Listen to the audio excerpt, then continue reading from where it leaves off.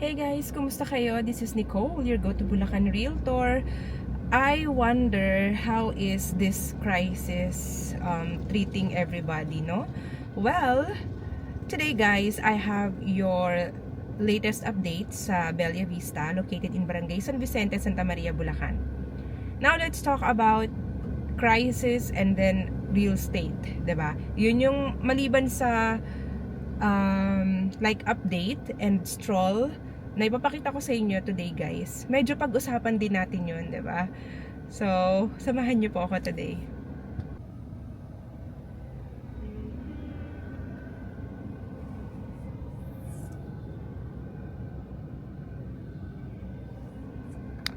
So, ang gagawin natin guys, habang slow driving ako dito, stroll. Oh, ayan no. Alam nyo bakit may mga ganyan tayo ngayon dito, yung ibang bahay? Kasi, di po ba, ano ngayon, palaspas, Holy Week, no? So, sa lahat po ng mga nagdiriwang ng Holy Week, di ba? Naway ang bawat isa ay magkaroon ng mapayapang Semana Santa, di ba guys? So, okay, Bella Vista. If this is your first time in my YouTube channel, this is an excellent location project located in Barangay San Vicente, Santa Maria, Bulacan, na may mga single attached katulad yan nakikita nyo, pero lahat yan owned na yan. So, dalawa yung model na pwedeng pagpilian dito. Ayan o, si Beatriz, tas yun si Bettina. Marami na po akong house tours na ginawa dito. And more than 60 to 70, siguro around 60 to 70% of my clients are based abroad or OFW. Ngayon, ang project na to, sold out na po yung phase 1. And then yung pre-selling phase nila, meron na lang tayo siguro parang 20% na natitira. It is actually selling fast, 'di ba? Kasi nga, in terms of price, which is mamaya magbibigay ako ng sample computation, wala ka nang makikitang single attached na may 3 bedrooms, 2 toilet and bath, car garage. Complete na yung loob, pero gate and fence kanya-kanya po kayo dyan. So walang gate and fence sa turnover. Kayo po yung magpapagate and fence, doon kayo magkakaiba ng yung mga kapitbahay, okay? So very competitive at affordable yung pricing niya. And I think that's one of the reason kung bakit mabilis din siya mabenta. And at the same time, yung location niya, this is a few minutes drive sa Philippine Arena. So dahil ang Philippine Arena exit ay malapit na sa Quezon City at Manila, syempre po, napaka-accessible niya. Ang lapit niya pagpupunta ka ng syudad, ng city, kahit na ikaw ay located na sa Santa Maria, Bulacan. So yun nga yung main reason, location, price, and then the unit features, okay? So ngayon, pag-usapan natin while I'm doing the strolling here is ano ba ang sa ganitong sitwasyon ba na may crisis tayo, okay? Ano ba yung parang hesitant ka ba na kumuha ka na ng property ngayon or hintayin mo na matapos yung crisis, or is it gonna affect anything? Actually, when it comes to real estate, doesn't really care about the crisis or anything, no? The inventory will remain, the market for them, the developer will continue. It's not like it will affect anything for them. Ang mangyayari lang is ganito. On the part of the buyer, sa katulad mo, kapag afford mo at kaya mo namang makapag-secure ng pre-selling, katulad nito, hindi mo naman kailangan i-cash, reservation 10,000 and then hulugan yung down payment ng walang interest sa loob ng 30 up to 36 months. Malaking bagay yun dahil crisis ngayon, pero sa tingin mo ba 3 taon tayong ganito? Syempre hindi naman, 'di ba? Hinihintay lang natin kung hanggang ilang buwan ba, no? Kung sana nga weeks na lang, 'di ba? Para matigil na yung nangyayaring gulo sa ibang bansa na apektado yung maraming countries din, especially us. 'Di ba guys? So ito yung ating model unit. Pero on the part of you as an investor, as a buyer, kung ikaw ay working, especially working abroad, actually ano to sa kanila? Dahil ang laki po talaga, ang baba ng piso, ang laki ng palitan ng dolyar. So on their part, this is the time, high time for them to take advantage of the situation. Yun yung masasabi ko.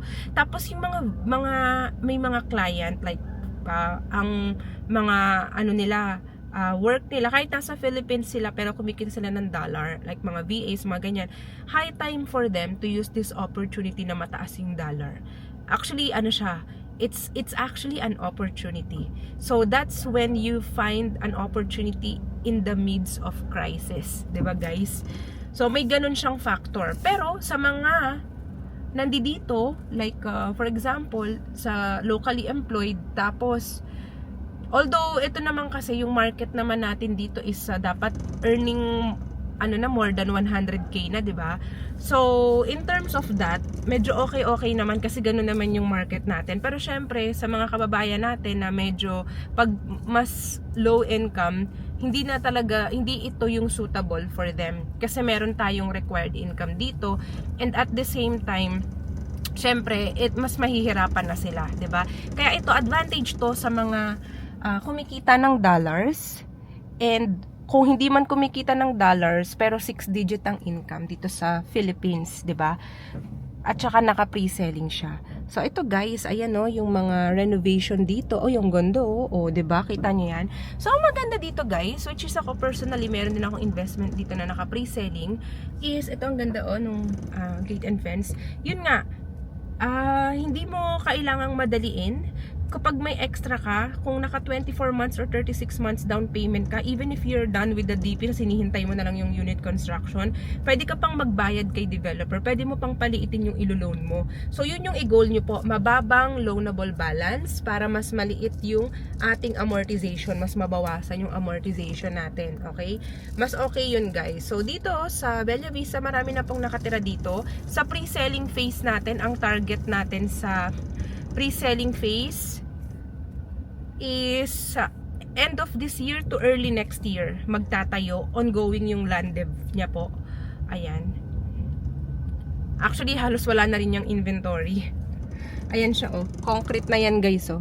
Yung entrada coming from phase 1. Concrete na yan. Tsaka sa loob niyan din may mga part na yan na concrete. Wala lang kasi akong tawag ito yung drone. Kaya hindi ko siya ma-drone. Tsaka kapag ka dito lang, hindi ko pa ako pwedeng pasukin yung loob kasi nga ongoing pa yung banda dun sa part na yun, 'di ba? Alangan namang dito ka sa may concrete na part, tapos pagdating dun, na may mga nakatambak na lupa, 'di ba? So mga truck lang na mga nagko-construct ang pwede diyan. So pa siya, hindi pa tayo allowed. Okay? So I hope let's be patient on that, no? Let the developer do their job.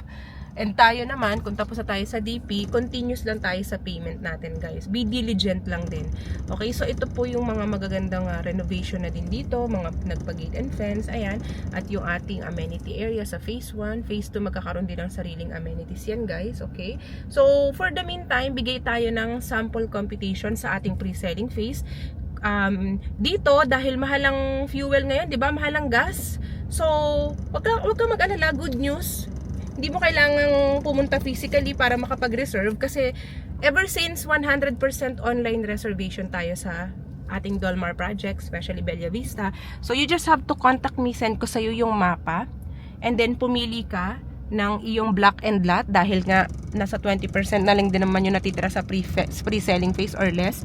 Pumili ka na, napakalaki ng ating guys, so ating basketball court, full court yan guys ha. So pili ka ng block and lot mo, pay the 10,000 reservation direct to the bank account of the developer. Send me the screenshot and then secure na yun under your name. Your initial requirements and yung pagpirma mo ng forms, lahat po online sa email pinaprocess. So yun yung maganda dito guys. Hassle-free, very smooth ang ating online reservation process. You just have to contact me para masend ko sa iyo yung mapa, makapili ka, pati yung sample computation ng napili mo, and at the same time, yung forms, email mo lang sasagutan. So, ayun, kasi karamihan din ng mga clients ko naman dito is online reservation talaga. And then, nung umuwi sila ng Pilipinas, kasi nga kung based abroad sila, saka lang din sila nakapag-schedule ng tripping or viewing.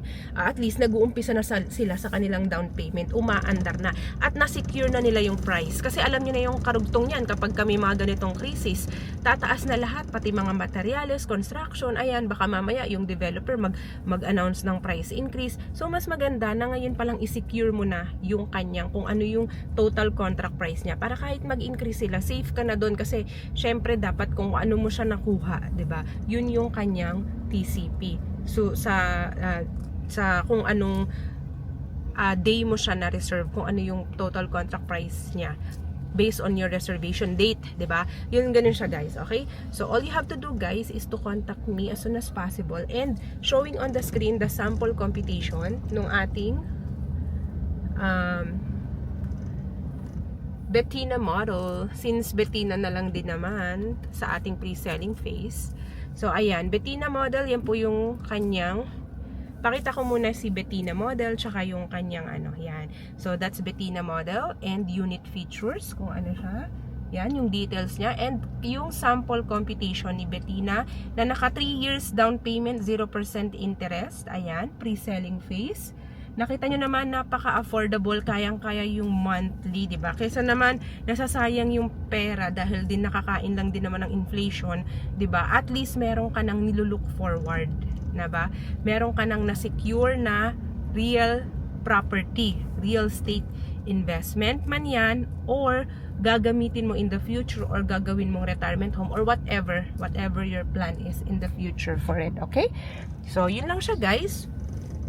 So all you need to do is to like and subscribe to my channel for all the updates sa ating project. At syempre, guys, contact my Viber, WhatsApp directly, mention Bella Vista or Bettina model, okay? So ayan, 'di ba? Ang ganda ng mga na-renovation na dito ng mga nagpa-gate and fence. Ayan.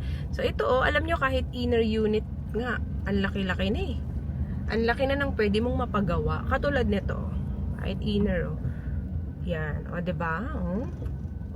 Napa-expand niya na yung sa part ng balcony. Talagang minaksimized niya yung space. Yun yung maganda pag single attached, kasi may one side ka na talagang mapapa-expand mo pa. Kasi diba, ganyan nga pag single attached. Ayan, katulad ng mga nakikita nyo sa harap ngayon, inner unit single attached, ganyan yung kanyang itsura. So, ganyan yung spacing niya, kung baga. Okay, guys?